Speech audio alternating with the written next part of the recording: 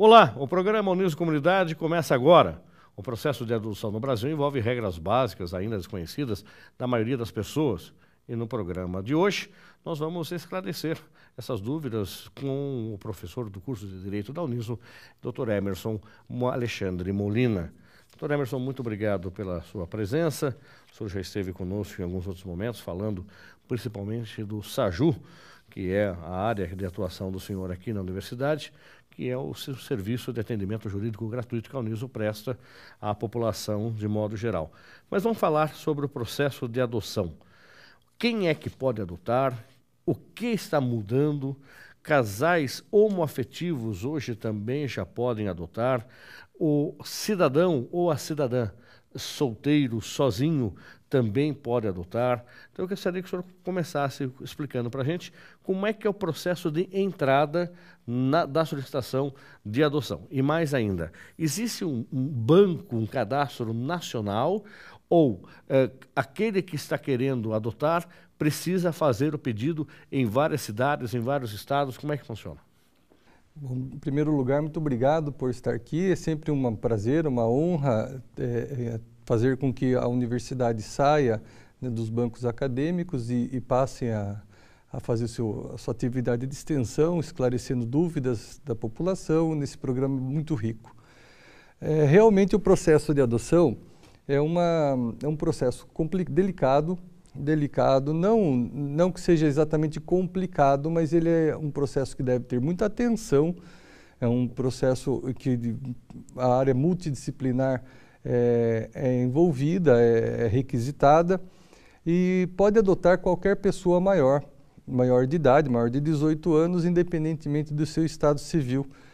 E aí a legislação coloca algumas regras para que se possa proceder à adoção, né? Por exemplo, se a diferença de 16 anos entre o adotante e o adotado, a pessoa tem que comprovar uma idoneidade moral, uma idoneidade financeira, o que não significa ser rico, mas ter condições de ampliar a sua família ou constituir família.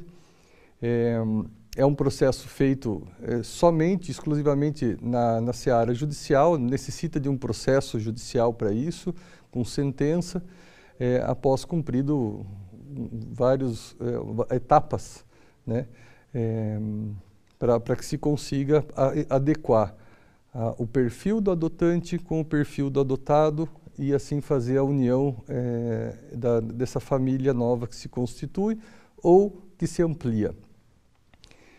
Existe um cadastro nacional que tem por objetivo exatamente unir as duas pontas, né, as pessoas interessadas em adotar e as pessoas que estão disponíveis para adoção. Esse cadastro ele visa adequar ou compatibilizar os perfis do adotante com o do adotado, visa exclusivamente, eu diria assim, proeminentemente atender os melhores interesses da criança, lembrando que a adoção não é um ato de caridade, a adoção é uma forma de constituição de família ou de ampliação de família, não é um ato de caridade, é um assunto muito sério, de responsabilidade muito grande e se assemelha ou seria a mesma responsabilidade, a mesma decisão de ter um filho. Esse cadastro ele é nacional, mas não obedece a uma ordem nacional, na verdade. Ou seja, não é que é para saber que tem uma criança disponível à adoção em outras partes da federação que não tem interessados naquela região, naquele local, então a possibilidade de se unir essas duas pontas se torna vem a facilitar o processo. Agora, esse cadastro, professor, mas ele não funciona de forma, então, rápida, prática. Entra com o pedido de adoção e o casal ele não faz nenhuma referência à idade, a sexo, a cor da criança. Então, olha, tem lá, você entrou aqui em Sorocaba, tem, de repente, lá no Sergipe, um menino de 12 anos que está dentro, de repente, possa oferecer para esse casal? É assim que deveria funcionar ou é assim que funciona? O cadastro, na verdade, não significa que estar no cadastro significa estar necessariamente disponível para adoção, porque o cadastro ele tem um delay, ele tem um atraso às vezes. O primeiro procedimento é procurar a vara da infância e juventude da comarca onde o interessante reside. Esse cadastro ele é sigiloso, mas ele contém informações tão somente quanto a idade e o sexo e a cor da pele. Quem solicita pode fazer essa opção? Quem solicita preenche uma ficha de cadastramento, onde esse é o perfil, né? Onde se questiona o perfil. São algumas perguntas de idade, cor da pele, se tem doença, se não tem doença. E esse cadastro ele é referencial para isso.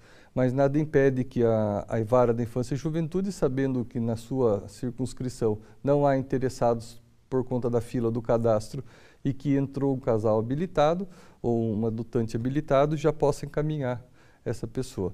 Então, não é que o cadastro ele tem efeitos imediatos, porque há necessidade de se passar por um estudo psicossocial na pessoa adotada, no adotante, para saber onde mora, se tem condições de receber. Quem faz isso? Quem faz essa entrevista? Essa entrevista ela é feita por psicólogos e assistentes sociais da comarca, do Fórum da Infância e Juventude. E dá para atender essa demanda? Esse assistente social, esse psicólogo, ele não está lá só para isso também. Ele tem outras atividades forenses que acaba, de repente, não permitindo agilidade nesse processo. Eventualmente, a demanda de trabalho o quadro de psicólogos, assistentes sociais dedicados à infância e juventude, por vezes não atende o volume de trabalho mesmo, e às vezes mesmo que esses profissionais estejam focados na área da adoção, eles são requisitados para a área de menores em situações irregulares, maus tratos, e pode ocasionar uma sobrecarga no trabalho deles que desviem a sua atenção exclusiva para a questão da adoção. Mas o trabalho é feito, que é um trabalho muito cuidadoso, então não é de uma hora para outra que você consegue adotar mesmo, passa por uma escola, encontros com pessoas interessadas, até que se tenha convicção de que a pessoa está preparada para um encargo da paternidade ou da maternidade. Nós temos informações aqui de que 53% dos pais querem crianças até 2 anos, 2% das crianças têm até 2 anos, 1% aceita maiores de 11 anos e também 70% das crianças disponíveis são maiores de 11 anos. Quer dizer que nós já temos um conflito imenso. Solicitar uma criança até 2 anos e apenas 2% dessas crianças têm essa idade, muitas vão ficar sem adoção. Sem dúvida, a criança a partir com mais de 2 anos em diante, as chances de conseguir pessoas interessadas em adotá-las diminui consideravelmente. A cada ano que passa, as chances são diminuídas mesmo. O Cadastro Nacional de Adoção, ele conta com aproximadamente 2 a 3 mil pessoas aptas a serem adotadas, crianças disponíveis à adoção. E estima-se que há cerca de 35 mil casais pessoas esperando para adotar. Aí parece meio estranho, Sim, né? Parece que a coisa tem que funcionar. O problema é o perfil, porque desses 35 mil, somente 2 mil aceitariam crianças com mais de 2 anos. Cor da pele também é um fator que influencia? Pois é, a criança de pele branca, olhos azuis, menina, consegue adoção quase que imediata. Já as outras, esse que é o problema da adoção, né? A adoção é um ato de amor, não de caridade. Então, se trata de uma prateleira onde eu escolho o filho que eu idealizei ter um dia e ali vou encontrar um perfil adequado. Então, a impressão que sim, não se está procurando um filho, né? Você está procurando algo específico para completar a sua vida. E é isso que a equipe multidisciplinar deve atentar-se, né, por ocasião de de considerar apto a adoção ou não. Realmente, os abrigos, as casas transitórias, se percebe que recém-nascidos têm chances muito maiores, infinitamente maiores, quase que a adoção é quase que imediata, o próximo da fila já pega. Já esses que têm uma situação são mais velhos, as chances deles diminuem. E irmãos também, é uma dificuldade maior ainda. E quem vai adotar? Tem uma sugestão de irmãos e uma outra pergunta, tá, com o senhor como advogado de família. Tem lá um menino e menina, eu vou lá e só adoto a menina e deixo o menino no abrigo? O Estatuto da Criança e do Adolescente e a Lei da Adoção sempre privilegiam ou preferencialmente deve-se adotar, a pessoa tendo irmãos, adotar os dois, os irmãos juntos, para tentar não dilacerar ainda mais esse conceito da família, né, e dos laços de afetividade criado entre irmãos. Somente em casos excepcionalíssimos os irmãos são separados do lar, mas são casos muito específicos, onde se demonstra que não há laços de afetividade por conta do histórico ou outra razão importante. Mas a preferência é que se adote em havendo irmãos, adote todos. Doutor Emerson Alexandre, uma vez que eu passei pelo cadastro, eu estou apto e, de repente, eu já posso adotar. Qual é o próximo passo? Eu fui aprovado já. A criança está lá, eu já posso buscar essa criança, essa já é minha, essa criança já está adotada, eu já posso fazer o documento em meu nome, ou ela vai passar um período ainda de convivência e, de repente, até para que a gente tente se entender. Mas seria, eu acredito que lamentável, você não se entender com a criança e devolver na loja como um produto que o senhor disse, né? Olha, não me adaptei dos 30 dias aqui que ficou em casa, não é bem isso que eu quero. Pode isso? Legalmente pode? Não é devolver, né? Não seria essa a questão. A adoção ela visa, em primeiro lugar, garantir os melhores interesses da criança. Para garantir os melhores interesses da criança, há de se ter uma compatibilidade com o adotante. Então, uma vez passado o período de preparação, são encontros com equipes multidisciplinares que as pessoas aptas ou pretendentes a adotar passam. O processo todo aqui em Sorocaba, por exemplo, demora cerca de 9 meses. Olha que curioso, quase que uma gestação, né? Até a pessoa estar convicta, né? Não se procura colocar imagem de criança, por isso a visita a abrigos não é indicada, para não criar expectativa a respeito de uma criança em especial. A criação do laço afetivo e de compatibilidade ela é feita depois de aprovada, de a pessoa estar apta a adotar. Depois de passado todo esse procedimento, onde a pessoa se demonstra a convicção, se demonstra a aptidão, a pessoa está a certeza de que a pessoa tem condições então de ampliar a sua família ou de constituir uma família com um novo filho dentro de casa. Aí há uma outra fase que é a de encontrar, de fazer a aproximação da criança a ser adotada com o pretendente da adoção. Essa fase é feita aos poucos, de uma forma criteriosa, com bastante cuidado, onde faz primeiro visitas, depois se intensificam essas visitas no local do abrigo, é onde se cria a convicção de que então pessoa estaria apta a levá-la para sua casa, chama-se estágio de convivência, é deferida a guarda para o adotante, ele vai fazer a reinserção, ou melhor, a inserção da criança no seio familiar dela, no núcleo familiar da pessoa. Esse estágio de convivência não pode ser inferior a 30 dias. Na prática isso dura mais, porque as assistentes sociais e os psicólogos não têm essa disponibilidade para em 15 dias exatamente estar indo fazer visitas, né? Deveria ser assim, mas não é. Essas visitas constantes, onde relata, é feita entrevista com a criança de uma forma dissimulada, para que a criança não perceba o que está acontecendo ou diminua as chances dela de entender que ela está sendo avaliada. E aí, havendo essa compatibilidade, a criação de laços afetivos, aí a guarda se transforma, então, na adoção. Agora, então, eu posso devolver? Depois, uma vez adotado, não. Uma vez adotado... Mas dentro do período de 30 dias também, dentro desse estágio de convivência, o casal entende que não é isso. A criança é bagunça, a criança chora, a criança precisa ir no banheiro, tem que dar comida na boca, diferente do cachorro que deixa no quintal lá.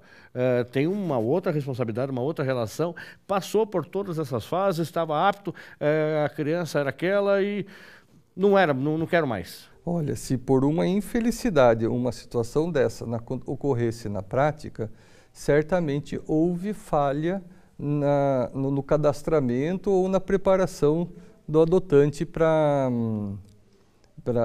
se habilitar a ser apto à adoção, né? Isso já houve uma não conformidade aí com o problema.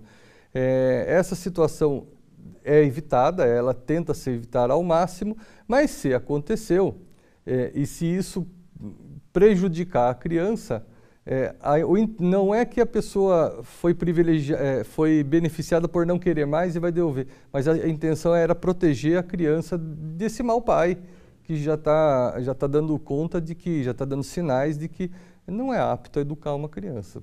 E dentro desse, por exemplo, estágio de convivência, em algum momento, em alguma circunstância, que alguma pessoa veja que essa criança está passando por maus tratos, ou parece ser maus tratos, grita com a criança, vai com a criança no shopping e puxa pelo braço, enfim, isso pode chamar atenção porque os pais são brancos e a criança é negra. Alguém pode denunciar e ela perder também esta guarda da criança? Se de uma forma maldosa foi provocado essa situação, porque há uma tendência, infelizmente, importante, de as pessoas quererem se intrometer na vida dos outros, né? Até isso gera um desconforto, né? De um agente externo querer influenciar ou querer que os outros eduquem da forma com que ele acha que é certo ou que ele acha que é errado. Então, há uma diferença entre a correção de uma forma mais austera e maus tratos, né? Essa situação, quem avalia são os pais, e os abusos é que devem ser coibidos. Então, uma fala mais firme, uma correção, isso não contraria a lei, né? Os maus tratos seria uma situação de humilhação, de expor a criança em perigo, o castigo imoderado, né? A exposição a situações contrárias à moral, aos bons costumes, a situações vexatórias, etc. Então, um indício desse, em uma fase delicada, onde toda a atenção do judiciário está voltada para fazer o certo, para a pessoa certa, que é no estágio de convivência, poderia sim vir a agravar, vir a complicar a situação do casal. Mas isso deve ser constatado, quer dizer, não é por mera denúncia, tem que ser constatado, certamente provado que houve uma situação de maus tratos ou disposição a maus tratos e corrigido em um primeiro momento. E só depois pensar em retirar a criança desse ambiente, a menos que se demonstre logo de início de que a situação, de que a criança está em risco, está em situação de risco. Então, em um caso como esse, viu lá que puxou, gritou com a criança que estava fazendo algazarra, o procedimento correto seria, houve a denúncia, o procedimento correto seria chamar esse casal para uma entrevista, apurar o que aconteceu, conversar com a criança, onde com o preparo e a técnica necessária, a psicóloga vai conseguir entender o que está acontecendo, até ela formar convicção de que realmente aqueles pais, aqueles candidatos a pais, não possuem condições de criar uma criança. Agora, por outro lado, se a gente tiver uma criança um pouco mais velha, 12 anos, por exemplo, que já tem um discernimento razoável, e essa criança também, nesse estágio de convivência, ser entrevistado pelo psicólogo e falar assim, olha, eu não gostei dessa casa, eu não quero ficar aqui, eles me deixam sozinho o dia inteiro, vão trabalhar, me deixam aí com a empregada, e lá, pelo menos onde eu estava, tinha um monte de amiguinhos, eu brincava. É levado isso até em consideração? Acima de 12 anos, a adoção só é consentida, só é permitida, só é deferida com o consentimento do menor. Quer dizer, o menor tem que ser ouvido. Opinar. Acima de 12 anos, a opinião, quer dizer, a consideração do menor sempre é levada em consideração, mas acima de 12 anos ela é obrigatória. E a negativa implica na suspensão do processo de adoção, e a adoção não ocorre. É claro que, vislumbrando que o melhor interesse da criança é aquela residência, e o que estão sendo é menos permissivo do que ela gostaria, a pessoa que está acostumada a andar pela rua sozinha, estava numa situação de abandono e fazia o que desce na cabeça, mesmo isso seja ruim, e agora encontra um casal que põe regras, limites, às vezes a criança mais de 12 anos se sente aprisionada, e isso é levado em consideração para fazer o trabalho na criança, para ver se ela entende que essa maior restrição da suposta liberdade dela, na verdade, constitui um ato de amor, um ato de cuidado, né, de impor limites para a educação. Mas a opinião da criança, a partir de 12 anos, legalmente, ela tem que ser levada em consideração. Existem casos até de adoção de 16, 17 anos, doutor Emerson? Existe. Não muito incomum. Casos em que, por exemplo, a criança perdeu o pai, isso estou falando tirado da experiência pessoal, né, da experiência profissional da gente, casos de que a criança perdeu o pai e quem cuidou da criança foi o marido, o novo marido da mãe. E aí a criança, todo o referencial paterno dela, da vida inteira, foi o padrasto, né, que é o marido da mãe. E aí ela deseja ser adotada para regularizar a situação dela de criação de filho, que é um filho de fato, né? Não é um filho civil e nem biológico, mas para ela querer legalizar a situação para que se torne a filiação legal. Então, isso acontece, não é raro. Estamos falando com relação a toda a parte legal, parte formal, mas existe aquela adoção informal, aquela em que, olha, eu sei lá no interior, lá de Itapopoca do Sul, que vai nascer uma criança e, consequentemente, a enfermeira me disse que a mãe vai adotar, vai por adoção, e eu vou lá e fico na porta do hospital, a criança nasce, já eu levo, caio fora, vou lá e registro a criança e está tudo certo. O senhor responde isso daqui a pouco, após o intervalo.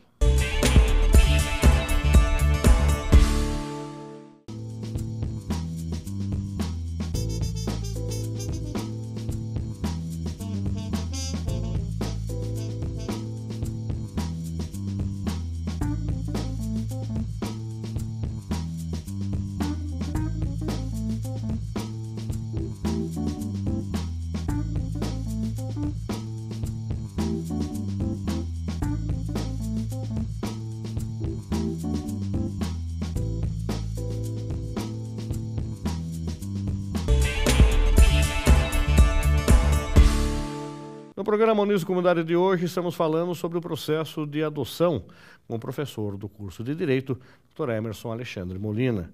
Dr. Emerson, eu deixei uma pergunta no ar da dita adoção, não sei se o termo era esse, uma adoção de faz de conta, uma adoção irregular, uma adoção informal, aquela que eu descobri que alguém disse para mim que lá não sei aonde vai ter uma criança que vai nascer, a mãe quer dar essa criança e eu vou lá e pego essa criança na hora que nasce e levo no cartório e registro no meu nome. Existe isso? Já existiu esse tipo de coisa? Ainda existe isso no Brasil?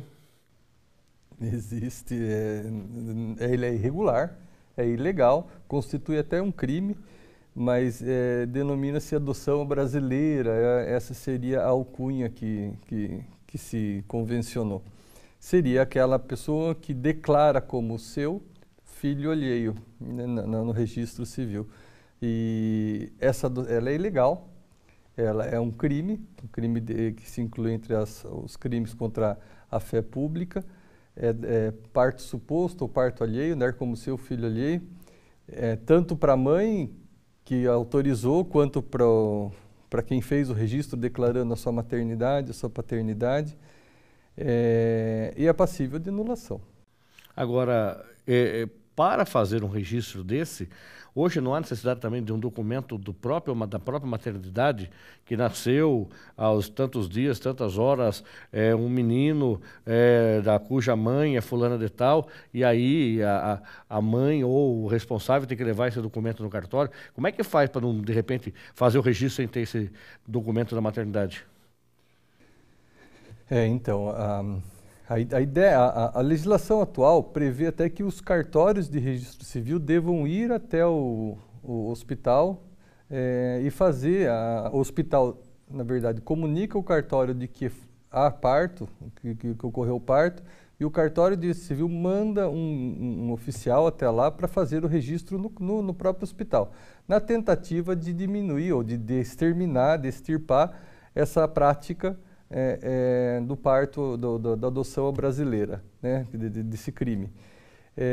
Contudo, não se pode negar registro civil a ninguém. Então, um parto feito em casa, uma situação de que não foi feito por algum motivo, houve falha, saiu do hospital, a declaração dos pais no cartório de registro civil serviria para fazer, seria título hábil para fazer o registro. Então, hoje em dia, parece que ficou mais difícil, está mais complicado, isso até por conta da certidão de declaração de nascido vivo, que é o documento que se normalmente leva no cartório de registro civil para fazer o registro da criança. Mas partos feitos em residência ou fora do ambiente hospitalar poderia dar aso a esse tipo de prática. E adoção internacional? Eu adotar uma criança fora do país ou alguém do exterior, no estrangeiro, vir adotar uma criança no Brasil. Nós tivemos recentemente, acho que em Jundiaí, se não me engano, uma avalanche de crianças que eram adotadas no exterior e até foi questionada a conduta do juiz que liberava essas crianças para adoção internacional. A adoção internacional é aquela feita por pessoas estrangeiras que adotam crianças brasileiras ou adotantes brasileiros que adotam crianças estrangeiras. Ela tem um capítulo próprio, ela depende da legislação não só do país onde o adotante mora, mas também onde o adotado mora, tem que ter compatibilidade. Tem que ser, os laudos tem que ser feito do estágio de convivência, tem que ser feito em ambas as residências, né, do estrangeiro e no nacional. Prevalece aqueles requisitos da diferença de idade, de 16 anos, o estágio de convivência é maior, a autorização para saída no menor para o estrangeiro só é deferida no final do processo da adoção. E o Brasil tem que ter relações diplomáticas com o país onde está sendo a criança adotada, ou o casal adotante, porque os laudos têm que ser feitos seguindo alguns critérios que são acordados entre os dois países. Então tem que ter compatibilidade. A ideia é assim, o casal estrangeiro que adotar uma criança, que é o mais comum, ele tem que demonstrar que na legislação dele é possível, ele cumpre os requisitos para adoção também. Tem que demonstrar o laudo psicossocial da residência onde ele mora, tem que ser feito por agência credenciada no Brasil, onde o Brasil tenha, e tem que ser feito via consular. É um processo um pouco mais complicado, portanto. Casal homoafetivo pode adotar? Bom, no texto da lei não. Né? No texto da lei, como ela é redigida, só duas pessoas só poderiam adotar uma se for marido e mulher, embora em processo de divórcio, se o processo começou anterior, o processo de adoção começou anterior ao divórcio e se acertada a guarda, a visita, como se fosse um filho comum. Contudo, com as recentes decisões do STF, em que considera o par homoafetivo como uma entidade familiar e autoriza inclusive o casamento, não seria de todo impossível pleitear-se isso, mas aí teria que entrar com uma ação judicial para demonstrar a aptidão do par, para vencer essa contrariedade que a lei, quando foi feita, não pensou nisso, não pensou no par homoafetivo. Então teria que ter um reconhecimento judicial dessa estabilidade e desse direito, aí tem que ser via uma ação autônoma visando isso. Mas em tese seria possível se demonstrar que não há inconveniente sob o ponto de vista do adotado. Uma outra situação, dois homens fazendo aí, sendo um casal homoafetivo, quer ter um filho, mas não quer um filho adotado, quer ter um filho próprio. Um desses homens tem uma amiga que se disponibiliza a ser barriga de aluguel. E aí ele mantém aí uma relação com essa moça, a moça engravida, e a hora que essa criança nasce, como é que faz para adotar essa criança especificamente? Ou numa situação também, ao contrário, duas mulheres, arruma um amigo que faz a criança nessa mulher, mantém a relação, e uma delas engravida, e também na hora que a criança nasce, vai lá e registrar como sendo dela a criança. Como é que funciona uma situação dessa? Essa mulher que teve a criança, não é coisa de filme, né? Mas assim, deve estar tendo na vida real. Ela não pode também desistir no meio do caminho e falar assim, não, agora filho é meu e eu não quero dar mais. Como é que funciona? A realidade civil, do registro civil, ela deve proeminentemente coincidir com a realidade biológica, na ideia primitiva do legislador. Outras realidades são igualmente importantes do que a realidade biológica. A realidade socioafetiva que tem ganhado muito espaço da última década, nos últimos 20 anos para cá. Não se falava muito do aspecto afetivo, o aspecto biológico se sobrepunha ao aspecto afetivo. Parece que hoje é uma inversão, se não um equilíbrio. Então, em casos como esse, né, a programação de um filho por par homoafetivo utilizando-se do corpo de uma mulher, ela violaria, em princípio, o princípio da realidade biológica. Então, a mãe seria aquela que gerou. Em princípio, é isso. Se houvesse por parte dela um abandono da criança, ou ela entregasse a criança para adoção, essa criança entraria no cadastro nacional e eles teriam que entrar na fila, né, da adoção. Quer dizer, não dá para fazer filho sob encomenda nos outros. Essa situação não parece ser muito humana, parece até um pouco mercadológico, poderia dar problemas, poderia gerar um problema de mercado. De repente essa barriga de aluguel não é de graça, né? De repente poderia ser um contrato e aí tentar fazer a criação de um filho sob um aspecto contratual que não se coaduna me parece, com os objetivos e finalidades da família. O exemplo de dois homens que contratam a barriga de aluguel de uma mulher e duas mulheres que contratam um homem para poder disponibilizar aí o espermatozoide para uma delas engravidar. O problema é eu acredito que o problema seja o mesmo, só que sob o outro ponto de vista, só trocando os sujeitos, né? Agora, eles poderiam tentar burlar isso fazendo uma inseminação artificial. Aí a mãe é certa, né? No caso da mulher que engravidou. Fez uma inseminação artificial, foi no banco de esperma, por exemplo, onde há o anonimato. A mãe é certa. A outra, para adotar, é que teria que entrar no processo de adoção, então, para tentar fazer.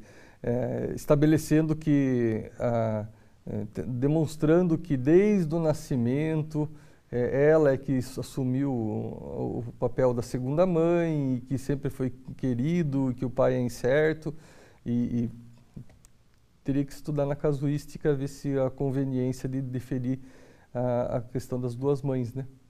Agora, com relação também à criança ir ou permanecer durante um tempo na casa de uma pessoa, ou seja, quem está nos acompanhando, de repente, não tem intenção de adotar, mas quer fazer uma boa ação, que é o risco que se corre entre ali a linha tênue da caridade. Eu me cadastro para receber em casa uma criança agora do Natal. Tá? Então eu pego essa criança, ela fica na noite do Natal comigo, eu dou um presentinho para ela do Papai Noel, no dia seguinte eu devolvo ela no abrigo. Pode ocorrer esse tipo de coisa?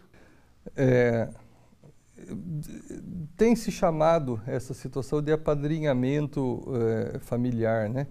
A ideia do apadrinhamento familiar seria conseguir inserir uma criança que não tem família, não tem referências de família, não sabe o que é passar um Natal em família, em um grupo familiar organizado, estruturado, a fazer participar de outros grupos familiares, mas sem que haja a adoção.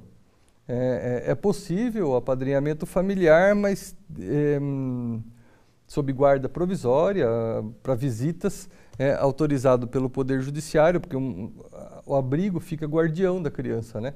E a guarda ela é indelegável. Então, você não pode delegar a guarda para terceiro. Então, o responsável lá pelo abrigo, pela casa transitória, é guardião. Então, precisava estudar no caso a caso se vai se manter aquela prática com a mesma criança ou se simplesmente ela vai, experimenta uma situação bacana, de uma família bacana, mas que depois volta à realidade dela. Aí o abrigo fica como uma prisão, sabe? Fica como uma referência distorcida. Parece que ela está aprisionada no abrigo e não em um lar. Não obrigada em um lar, porque o lar é daquele outro jeito quando vem a pessoa me levar. Então isso aí acaba tendo um efeito colateral. Por isso o apadrinhamento familiar também exige responsabilidade, um comprometimento, de a criança estar sempre junto, estar sempre participando e não de repente estabelecer laços de afetividade para depois quebrar o coração da criança de novo. Né? Eu acredito que isso ocorra, eu acredito que isso pode ocorrer sempre, com certeza. Você levar a criança para passar um fim de semana em casa, passeando, brincando, se divertindo e de repente você devolve ela no final do dia, valeu, hein? Tá, e daí, quem sabe, na semana que vem eu pego você de volta. Isso deve criar mais um trauma na criança, né? Pode aviventar a sensação de desprezo, né? De que eu não presto, né? Aquela sensação de que, puxa, ninguém me quer mesmo, né?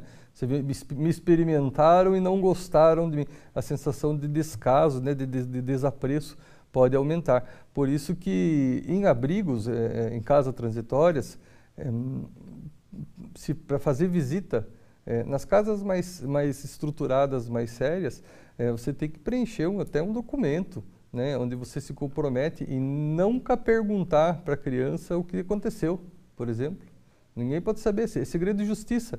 A história de que fez ela aparecer no abrigo, ela corre em segredo de justiça. E as pessoas mesmo que têm o costume de ajudar, de levar afeto, aqueles que infelizmente são desafortunados desse sentimento, não pode reviver, sabe? E é uma dificuldade muito grande, né? Nós temos casas sérias aqui em Sorocaba que não tem nem placa, na frente, não fala que é uma casa transitória, mantida por pessoas de bom coração, onde eu diria, Fernando, que não falta nada. Aliás, até sobra. Não falta comida, não falta geladeira nova, tem tudo. Mas são pessoas que cuidam bem, estão tudo bem cuidadas. Mas o que falta? Falta aquilo que o dinheiro não compra, que é o afeto, né? O amor. Então, são pessoas que se revezam em finais de semana para fazer as atividades lá, para que elas sintam que lá é um lar. É um lar, pode ser diferente do núcleo onde ela estava, mas lá é um lar. Tem atividades, tem brincadeiras, não se mistura, é tio, né? Ah, o tio fulano vem brincar, o tio vai embora, não fica com essa ideia de que é meu pai, meu padrinho, né? Essas coisas. Porque quando se cria o padrinho familiar, o padrinho de afeto, já há um comprometimento. Ele já é alguma coisa na vida, no universo daquela criança, é meu padrinho. Então, já tem um nome diferente de uma figura genérica. Por isso, eu acho que é muito importante a pessoa que quer fazer um apadrinhamento afetivo ter o comprometimento de que aquela criança vai fazer parte também da sua família estendida, vamos falar assim, de um amplo aspecto, porque ela vai incluir, e que depois não pode abandonar. Né? A responsabilidade, se não, nem procure, se não deixe para quem cuide, né? Não é capaz de fazer, de se apadrinhar, de ser um padrinho, nem comece para não piorar a situação sob o pretexto de querer ajudar. Agora, quando uma criança está no lar de transição, um menor, ele chega aos 18 anos de idade. Aí ele não pode mais permanecer nesse lar. O que é feito? Esse rapaz, esse moço, essa moça, que já completa a maioridade, não foi adotado, infelizmente, ficou ali no lar durante muito tempo e agora é colocado porta fora. Olha, a partir de hoje, tchau. Muito complicada a situação, muito difícil. Bom, se bem que hoje o assunto abordado, todo ele é muito complexo, né? A gente tenta dar áreas de explicação e de clareza em uma situação que ela é muito delicada na prática mesmo, né? Envolve laços afetivos e os laços afetivos eles não têm reparação, né? Não dá para voltar, né? Voltar ao que era antes. Então são situações muito delicadas. As casas transitórias costumam fazer programas de profissionalização, de reinserção no mercado de trabalho, começam a expandir já, tirar a criança de dentro do abrigo com programas de menor aprendiz, tudo na tentativa de fazer com que ela tenha uma condição de sobrevivência às suas próprias custas, né? Mas frustrado tudo isso, não se pode colocar a criança porta fora. Aí então se tem outras casas que também seriam de transição, né? Que cuidariam especificamente desse tipo de situação. Existe, então, esse tipo de coisa? Existe. Agora, o que é uma família substituta? Ela é diferente da família que adota? Família adotiva? A família substituta, são terminologias, até para estabelecer comunicação. Né? Como não se quer fazer diferenciação de família, sob o aspecto ideal, né? do ideal, a família natural seria aquela em que há laços de parentesco por consanguinidade entre os membros. A família substituta seria onde os filhos não possuem laços biológicos com os pais, aquela que substituiu a família natural.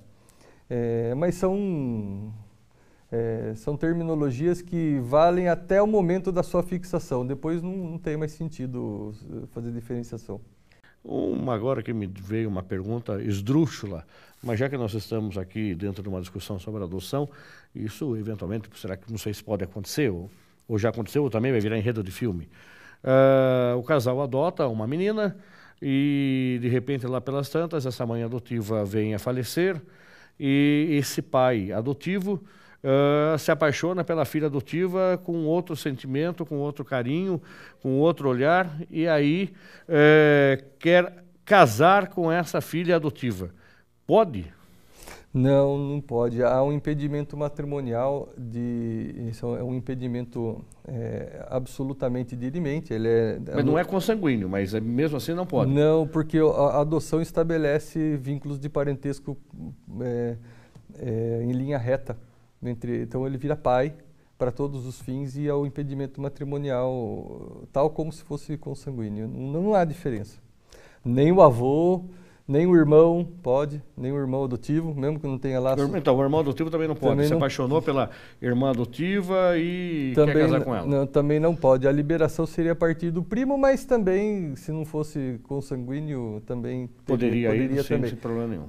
Tem um caso específico que é de terceiro grau, né, o tio, mas é tio ou tia, que é casar com um sobrinho, mas precisaria de uma autorização especial para isso e fazer um exame de compatibilidade genética, que no caso da adoção seria o... Tá, então aí pode manter, lógico, uma relação estável e regular, sem a base legal. Olha, ela pode ser estável na prática, mas na legislação é uma união incestuosa que não produz efeitos jurídicos nenhum. Então, no caso do irmão, por exemplo, que se apaixonou pela irmã adotiva, manteve uma relação com ela e aí ela engravida, ele pode... Como é que essa criança ela pode ser registrada? Ou ela é registrada como irmão e não é mais registrada como filho? É complexo isso aí? Na verdade, assim, se acontecesse uma situação dessa, o registro civil sai, é feito sem nenhuma menção ao acontecido, ao incesto. Tá. Porque a criança não tem nada a ver com isso, tá certo? O que não gera efeito jurídico é a união do pai e da mãe, né? Mas com relação aos filhos não há distinção, nem pode ter distinção. Doutor Emerson, estamos chegando ao final do programa. O telespectador, quem está nos ouvindo, que está nos assistindo, ficou interessado em adotar. Em Sorocaba, qual é o primeiro procedimento que ele deve ter? O primeiro passo é procurar a Vara da Infância e Juventude no fórum e se apresentar no cartório da Infância e Juventude como interessado em efetuar a adoção. Não precisa ser casado, a adoção pode ser unilateral, pode ser uma pessoa só, uma pessoa independente do seu estado civil, maior de 18 anos. Tem limite de idade? Não, tem limite, menos de 18 não pode adotar, okay. Só maior de 18, mas não tem limite de idade em razão da idade avançada, não. Os documentos vão ser elencados lá, basicamente comprovante de endereço, os documentos pessoais, SIC, RG, uma declaração de idoneidade psicológica, de idoneidade física, certidão negativa de distribuição criminal, e aí já dá o start no processo de cadastramento. Quem quiser conversar com o senhor, bater um papo sobre esse assunto ou outro assunto que o senhor também domina na área civil, falar também do SAJU, que é o Serviço de Atendimento Jurídico da Uniso, que atende a população de baixa renda de forma gratuita, como deve proceder? O senhor tem um e-mail de contato? A universidade, ela dentro dos projetos de extensão, a universidade tem esse serviço de atendimento jurídico, ela que funciona ali na Eugênio Salerno, número 100. Inclusive, nesse caso da adoção, ela pode dar um acompanhamento? Sim. Nós temos condição de auxiliar as pessoas interessadas sem problema nenhum. Fica ali na Eugênio Salerno, número 100. O telefone de lá é 2101 4037. O meu e-mail de contato é emerson.rodrigues@prof.niso.br. Doutor Emerson, muito obrigado pela sua presença no nosso programa e até a próxima oportunidade. Muito obrigado. O programa Uniso Comunidade fica por aqui. Se você tiver alguma sugestão para o nosso programa, envie para a nossa página lá no Facebook. Curta lá, Uniso Comunidade. E você pode rever todos os programas que já foram ao ar no nosso canal no YouTube. É só acessar Uniso Comunidade. Agradecemos a sua audiência e até o próximo programa. Até lá!